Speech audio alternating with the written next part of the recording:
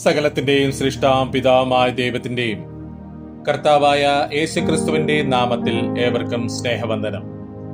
ഇന്ന് നവംബർ 21. ഇന്ന് നമ്മൾ വായിക്കുന്ന ആദ്യത്തെ വായനാഭാഗം നെഹമ്യാവ് 9-ാം അധ്യായം. നെഹമ്യാവ് 9-ാം അധ്യായം 1-ാം വാക്യം മുതൽ.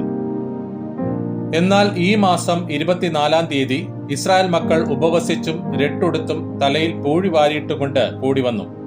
ഇസ്രായേൽ സന്തതിയായവർ സകല അന്യജാതിക്കാരിൽ നിന്നും വേർതിരിഞ്ഞു നിന്ന് തങ്ങളുടെ പാപങ്ങളെയും തങ്ങളുടെ പിതാക്കന്മാരുടെ അകൃത്യങ്ങളെയും ഏറ്റുപറഞ്ഞു. പിന്നെ അവർ തങ്ങളുടെ നിലയിൽ തന്നെ എഴുന്നേറ്റ് നിന്ന് അന്ന് ഒരു യാമത്തോളം തങ്ങളുടെ ദൈവമായ യഹോവയുടെ ന്യായപ്രമാണ പുസ്തകം വായിച്ചു കേൾക്കുകയും പിന്നെ ഒരു യാമത്തോളം പാപങ്ങളെ ഏറ്റുപറഞ്ഞ് തങ്ങളുടെ ദൈവമായ യഹോവയെ നമസ്കരിക്കുകയും ചെയ്തു. ലേവ്യരിൽ യേശുവ, ബാനി, കദ്മിയേൽ, ശെബന്യാവ്, ബുന്നി, ശെരബ്യാവ്, ബാനി, കെനാനി എന്നിവർ ലേവ്യർക്ക് നിൽപ്പാനുള്ള പടികളിന്മേൽ നിന്നുകൊണ്ട് തങ്ങളുടെ ദൈവമായ യഹോവയോട് ഉറക്കെ നിലവിളിച്ചു.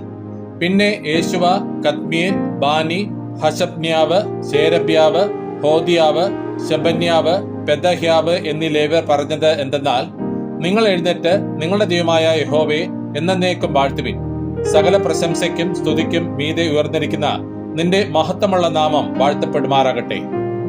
നീ മാത്രം യഹോവയാകുന്നു. നീ ആകാശത്തെയും സ്വർഗാതിസ്വർഗത്തെയും അവയിലെ സകല സൈന്യത്തെയും ഭൂമിയെയും അതിലുള്ള സകലത്തെയും സമുദ്രങ്ങളെയും അവയിലുള്ള സകലത്തെയും ഉണ്ടാക്കി. നീ അവയെയൊക്കെയും രക്ഷിക്കുന്നു.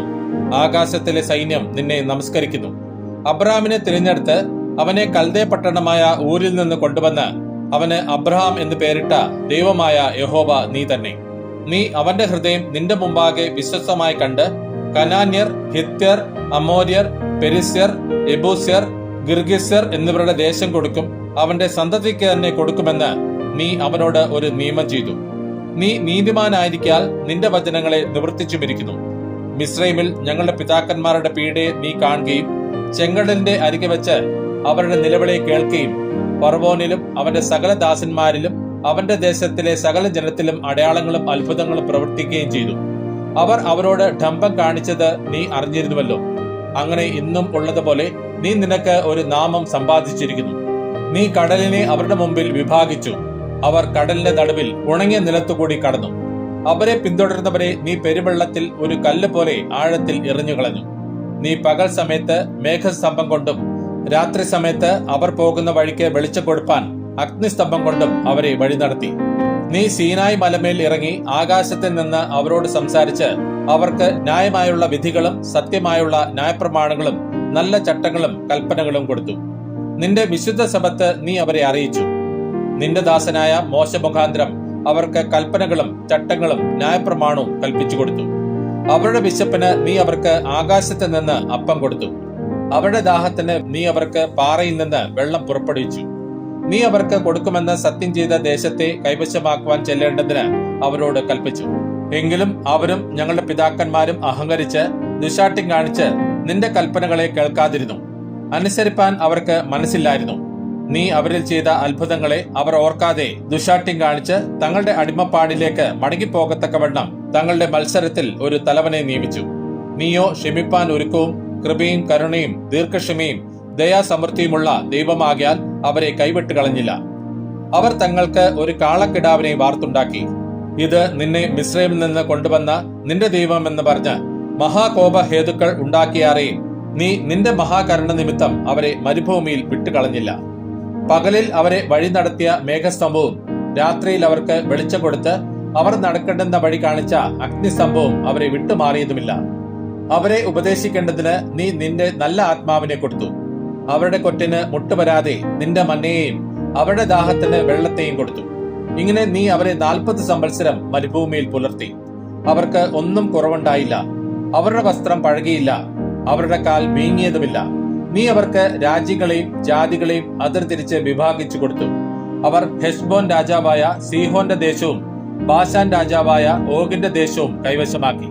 അവരുടെ മക്കളെ നീ ആകാശത്തിലെ നക്ഷത്രങ്ങളെ പോലെ വർദ്ധിപ്പിച്ച് ചെന്ന് കൈവശമാക്കുവാൻ നീ അവരുടെ പിതാക്കന്മാരോട് അരുളി ചെയ്തിരുന്ന ദേശത്തേക്ക് അവരെ എത്തിച്ചു. അങ്ങനെ മക്കൾ ചെന്ന് ദേശത്തെ കൈവശമാക്കി. ദേശനിവാസികളായ കനാന്യരെ നീ അവർക്ക് കീഴടക്കി. അവരെയും അവരുടെ രാജാക്കന്മാരെയും ദേശത്തുള്ള ജാതികളെയും തങ്ങൾക്ക് ബോധിച്ചതുപോലെ ചെയ്യുവാൻ അവരുടെ കയ്യിൽ ഏൽപ്പിച്ചു കൊടുത്തു. അവർ ഉറപ്പുള്ള പട്ടണങ്ങളും പുഷ്ടിയുള്ള ദേശവും പിടിച്ച് എല്ലാ നല്ല വസ്തുക്കളും നിറഞ്ഞ വീടുകളും വെട്ടിയുണ്ടാക്കിയ കിണറുകളും മുന്തിരിത്തോട്ടങ്ങളും ഒലിവ് തോട്ടങ്ങളും അനവധി ഫലവൃക്ഷങ്ങളും കൈവശമാക്കി. അവർ തിന്ന് തൃപ്തിപ്പെട്ട് പുഷ്ടിയുള്ളവരായി നിന്റെ വലിയ നന്മയിൽ സുഖിച്ചുകൊണ്ടിരുന്നു. എന്നിട്ടും അവർ അനുസരണക്കേട് കാണിച്ച് നിന്നോട് മത്സരിച്ച് നിന്റെ ന്യായപ്രമാണം തങ്ങളുടെ പുറകിൽ എറിഞ്ഞുകളഞ്ഞു. അവരെ നിങ്ങളൊക്കെ തിരുപ്പാൻ അവരോട് സാക്ഷ്യം പറഞ്ഞ നിന്റെ പ്രവാചകന്മാരെ അവർ കൊന്ന് മഹാകോപഹേതുക്കൾ ഉണ്ടാക്കി. ആകയാൽ നീ അവരെ അവരുടെ ശത്രുക്കളുടെ കയ്യിൽ ഏൽപ്പിച്ചു. അവർ അവരെ പീഡിപ്പിച്ചു. അവരുടെ കഷ്ടകാലത്ത് അവർ നിന്നോട് നിലവിളിച്ചപ്പോൾ നീ സ്വർഗത്തിൽ നിന്ന് കേട്ട് നിന്റെ മഹാകരുണ നിമിത്തം അവർക്ക് രക്ഷകന്മാരെ കൊടുത്തു. അവർ അവരുടെ ശത്രുക്കളുടെ കയ്യിൽ നിന്ന് അവരെ രക്ഷിച്ചു. അവർക്ക് സ്വസ്ഥത ഉണ്ടായപ്പോൾ അവർ വീണ്ടും നിനക്ക് അനിഷ്ടമായത് ചെയ്തു. അതുകൊണ്ട് നീ അവരെ അവരുടെ ശത്രുക്കളുടെ കയ്യിൽ ഏൽപ്പിക്കുകയും അവർ അവരുടെ മേൽ കർത്തവ്യം നടത്തുകയും ചെയ്തു. അവർ തിരിഞ്ഞ് നിന്നോട് നിലവിളിച്ചപ്പോൾ നീ സ്വർഗത്തിൽ നിന്ന് കേട്ട് അവരെ നിന്റെ കരുണപ്രകാരം പല പ്രാവശ്യം വിടുവിച്ചു. അവരെ നിന്റെ ന്യായപ്രമാണത്തിലേക്ക് തിരിച്ചു വരുത്തേണ്ടതിന് നീ അവരോട് സാക്ഷീകരിച്ചു. എന്നിട്ടും അവർ അഹങ്കരിക്കുകയും ഒരുത്തൻ അനുസരിച്ച് നടന്ന് ജീവിക്കാകുന്ന നിന്റെ കൽപ്പനകൾ കേൾക്കാതെ നിന്റെ വിധികൾക്ക് വിരോധമായി പാപം ചെയ്യുകയും എതിർത്തു നിന്ന് ദുശാഠ്യം കാണിക്കുകയും ചെയ്ത് അനുസരണമില്ലാതിരുന്നു. നീ ഏറിയ സംവത്സരം അവരോട് ക്ഷമിച്ച് നിന്റെ ആത്മാവിനാൽ നിന്റെ പ്രവാചകന്മാർ മുഖാന്തരം അവരോട് സാക്ഷീകരിച്ചു. എന്നാൽ അവർ ശ്രദ്ധിച്ചില്ല. അതുകൊണ്ട് നീ അവരെ ദേശത്തെ ജാതികളുടെ കയ്യിൽ ഏൽപ്പിച്ചു കൊടുത്തു. എങ്കിലും നിന്റെ മഹാകരുണ നിമിത്തം നീ അവരെ നിർമൂലമാക്കിയില്ല, ഉപേക്ഷിച്ച് കളഞ്ഞതുമില്ല. നീ കൃപയും കരുണയുമുള്ള ദൈവമല്ലോ. ആകയാൽ ദൈവമേ, നിയമവും കൃപയും പാലിക്കുന്നവനായി വലിയവനും ബലവാനും ഭയങ്കരനുമായ ഞങ്ങളുടെ ദൈവമേ, അശൂർ രാജാക്കന്മാരുടെ കാലം മുതൽ ഇന്ന് വരെ ഞങ്ങൾക്കും ഞങ്ങളുടെ രാജാക്കന്മാർക്കും പ്രഭുക്കന്മാർക്കും പുരോഹിതന്മാർക്കും പ്രവാചകന്മാർക്കും ഞങ്ങളുടെ പിതാക്കന്മാർക്കും നിന്റെ സർവ്വജനത്തിനും നേരിട്ട കഷ്ടങ്ങളൊക്കെയും നിനക്ക് ലഘുവായി തോന്നരുതേ. എന്നാൽ ഞങ്ങൾക്ക് ഭവിച്ചതിലൊക്കെയും നീ നീതിമാൻ തന്നെ. നീ വിശ്വസ്തത കാണിച്ചിരിക്കുന്നു, ഞങ്ങളോ ദുഷ്ടത പ്രവർത്തിച്ചിരിക്കുന്നു. ഞങ്ങളുടെ രാജാക്കന്മാരും പ്രഭുക്കന്മാരും പുരോഹിതന്മാരും ഞങ്ങളുടെ പിതാക്കന്മാരും നിന്റെ ന്യായപ്രമാണം അനുസരിച്ച് നടന്നിട്ടില്ല. നിന്റെ കൽപ്പനകളും നീ അവരോട് സാക്ഷീകരിച്ച നിന്റെ സാക്ഷികളും പ്രമാണിച്ചിട്ടുമില്ല. അവർ തങ്ങളുടെ രാജത്വത്തിലും നീ അവർക്ക് കൊടുത്ത നിന്റെ വലിയ നന്മകളിലും നീ അവർക്ക് അധീനമാക്കി കൊടുത്ത വിശാലതയും പുഷ്ടിയുള്ള ദേശത്തിലും നിന്നെ സേവിച്ചിട്ടില്ല. തങ്ങളുടെ ദുഷ്ടപ്രവൃത്തികളെ വിട്ടു തിരിഞ്ഞിട്ടുമില്ല. ഇതാ ഞങ്ങൾ ഇന്ന് ദാസന്മാർ. നീ ഞങ്ങളുടെ പിതാക്കന്മാർക്ക് ഫലവും ഗുണവും അനുഭവിപ്പാൻ കൊടുത്ത ഈ ദേശത്ത് തന്നെ ഇതാ ഞങ്ങൾ ദാസന്മാരായിരിക്കുന്നു.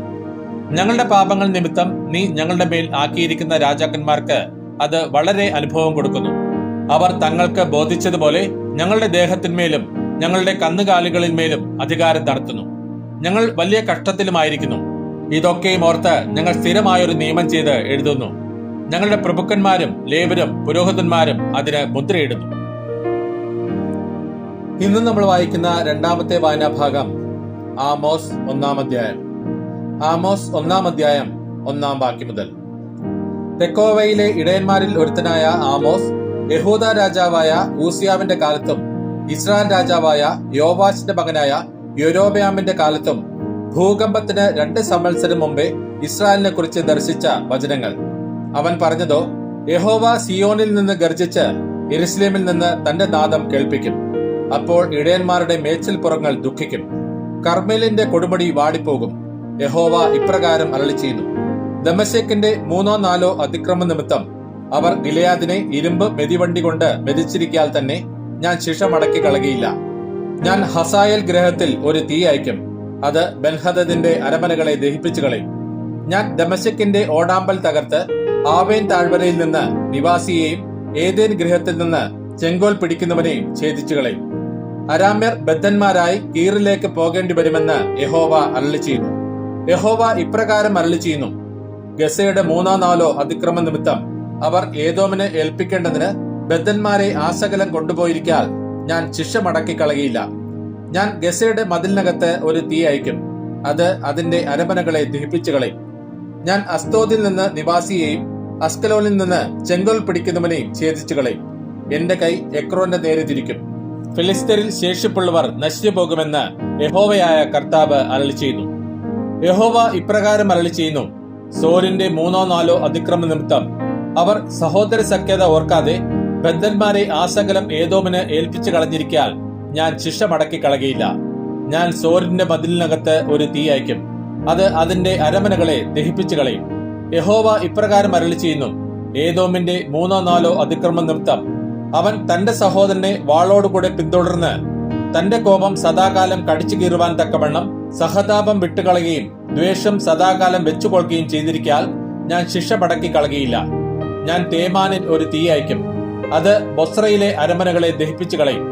യഹോവ ഇപ്രകാരം അരുളി ചെയ്യുന്നു: അമ്മോന്യരുടെ 3-4 അതിക്രമ നിമിത്തം അവർ തങ്ങളുടെ അതിർ വിസ്താരമാക്കേണ്ടതിന് ഗിലെയാദിലെ ഗർഭിണികളെ പിളർന്നു കളഞ്ഞിരിക്കാൽ ഞാൻ ശിക്ഷ മടക്കി കളകയില്ല. ഞാൻ രബ്ബായുടെ മതിലിനകത്ത് ഒരു തീ കത്തിക്കും, അത് യുദ്ധ ദിവസത്തിലെ ആർപ്പോടും പിസറുള്ള നാളിലെ കൊടുങ്കാറ്റോടുകൂടെ അതിലെ അരമനകളെ ദഹിപ്പിച്ചു കളയും. അവരുടെ രാജാവ് പ്രവാസത്തിലേക്ക് പോകേണ്ടി വരും, അവനും അവന്റെ പ്രഭുക്കന്മാരും ഒരുപോലെ തന്നെയെന്ന് യഹോവ അരുളി ചെയ്യുന്നു. ഇന്ന് നമ്മൾ വായിക്കുന്ന മൂന്നാമത്തെ വായനാഭാഗം അപ്പോസ്തലനായ പൗലോസ് തിമോഥെയോസിന് എഴുതിയ 1-ാം ലേഖനം 1, 2, 3 അധ്യായങ്ങൾ. അപ്പോസ്തലനായ പൗലോസ് തിമോഥെയോസിന് എഴുതിയ 1-ാം ലേഖനം 1-ാം അധ്യായം 1-ാം വാക്യം മുതൽ. നമ്മുടെ രക്ഷിതാവായ ദൈവത്തിന്റെയും നമ്മുടെ പ്രത്യാശയായ ക്രിസ്തുവേശുവിന്റെ കൽപ്പന പ്രകാരം ക്രിസ്തുവേശുവിന്റെ അപ്പോസ്തലനായ പൗലോസ് വിശ്വാസത്തിൽ നിജപുത്രനായ തിമോഥെയോസിന് എഴുതുന്നത്: പിതാവായ ദൈവത്തിൽ നിന്നും നമ്മുടെ കർത്താവായ ക്രിസ്തുവേശുവിൽ നിന്നും നിനക്ക് കൃപയും കനിവും സമാധാനവും ഉണ്ടാകട്ടെ. അന്യത ഉപദേശിക്കരുതെന്നും വിശ്വാസം എന്ന ദൈവവ്യവസ്ഥയ്ക്കല്ല തർക്കങ്ങൾക്ക് മാത്രം ഉതകുന്ന കെട്ടുകഥകളെയും അന്തമില്ലാത്ത വംശാവലികളെയും ശ്രദ്ധിക്കരുതെന്ന് ചിലരോട് ആജ്ഞാപിക്കേണ്ടതിന് നീ എഫെസോസിൽ താമസിക്കണം എന്ന് ഞാൻ മക്കതോനിക്ക് പോകുമ്പോൾ അപേക്ഷിച്ചതുപോലെ ഇപ്പോഴും ചെയ്യുന്നു. ആജ്ഞയുടെ ഉദ്ദേശമോ ശുദ്ധഹൃദയം, നല്ല മനസാക്ഷി, നിർവ്യാജ വിശ്വാസം എന്നിവയാൽ ഉളവാകുന്ന സ്നേഹം തന്നെ. ചിലർ ഇവ വിട്ടുമാറി വൃഥാവാദത്തിലേക്ക് തിരിഞ്ഞ് ധർമ്മോപദേഷ്ടാക്കന്മാരായിരിക്കാൻ ഇച്ഛിക്കുന്നു. തങ്ങൾ പറയുന്നത് ഇന്നതെന്നും സ്ഥാപിക്കുന്നത് ഇന്നതെന്നും ഗ്രഹിക്കുന്നില്ല താനും.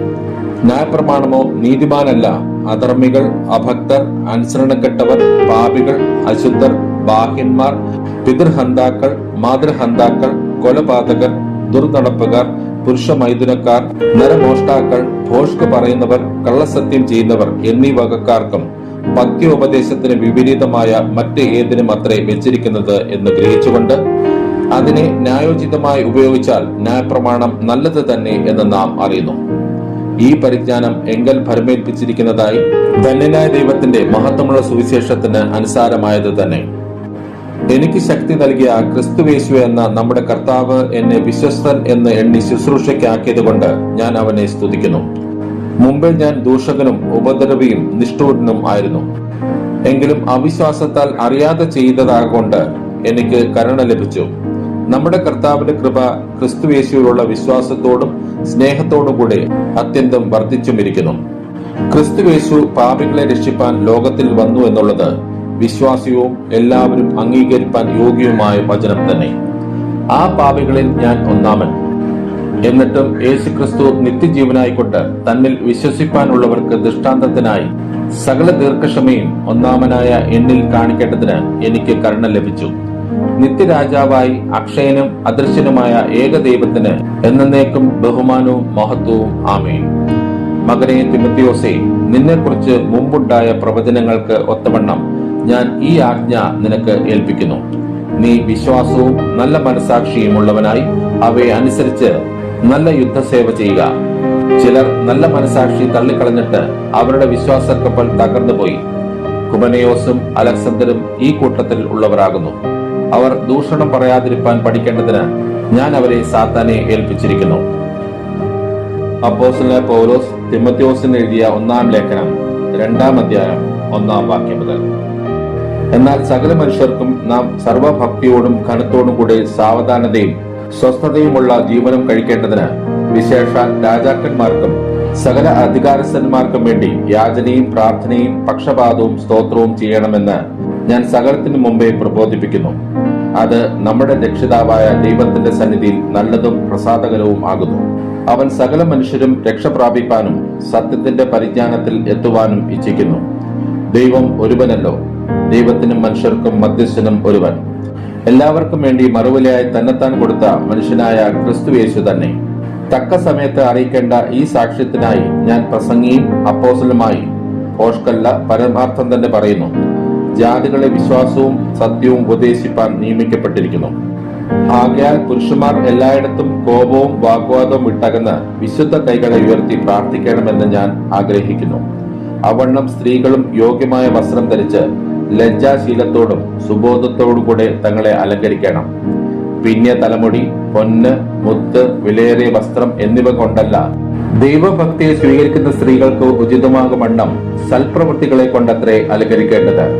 സ്ത്രീ മൗനമായിരുന്ന് പൂർണ്ണ അനുസരണത്തോടും കൂടെ പഠിക്കട്ടെ.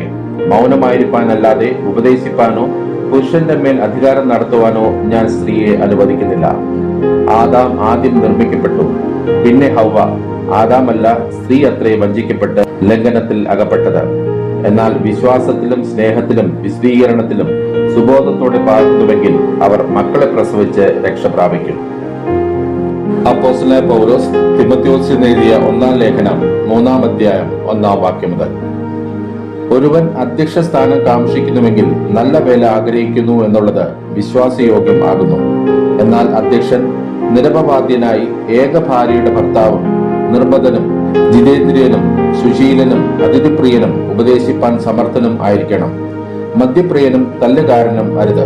ശാന്തനും കലഹിക്കാത്തവനും ദ്രവ്യാഗ്രഹമില്ലാത്തവനും സ്വന്തം കുടുംബത്തെ നന്നായി ഭരിക്കുന്നവനും മക്കളെ പൂർണ്ണ ഗൗരവത്തോടെ അനുസരണത്തിൽ പാലിക്കുന്നവനും ആയിരിക്കണം.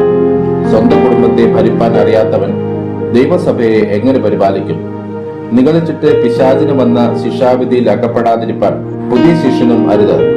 നിന്നയിലും പിശാചിന്റെ കെണിയിലും കുടുങ്ങാതിരിപ്പാൻ പുറമേയുള്ളവരോട് നല്ല സാക്ഷ്യം പ്രാപിച്ചവനും ആയിരിക്കണം. അവണ്ണം ശുശ്രൂഷകന്മാർ ഘനശാലികളായിരിക്കണം. ഇരുവാക്കുകാരും മദ്യപന്മാരും ദുർലാഭമോഹികളും അരുത്. അവർ വിശ്വാസത്തിന്റെ മർമ്മം ശുദ്ധ മനസാക്ഷിയിൽ വെച്ചുകൊള്ളുന്നവർ ആയിരിക്കണം. അവരെ ആദ്യം പരീക്ഷിക്കണം. അനിന്ദരായി കണ്ടാൽ അവർ ശുശ്രൂഷ ഏൽക്കട്ടെ.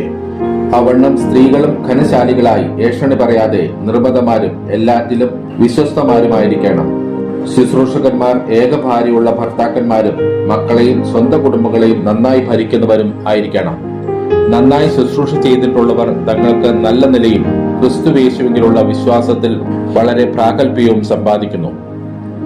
ഞാൻ വേഗത്തിൽ നിന്റെ അടുക്കൽ വരും എന്ന് ആശിക്കുന്നു. താമസിച്ചു പോയാലോ സത്യത്തിന്റെ തൂണും അടിസ്ഥാനവുമായി ജീവനുള്ള ദൈവത്തിന്റെ സഭയാകുന്ന ദൈവാലയത്തിൽ നടക്കേണ്ടത് എങ്ങനെയെന്ന് നീ അറിയേണ്ടതിന് ഇത് എഴുതുന്നു.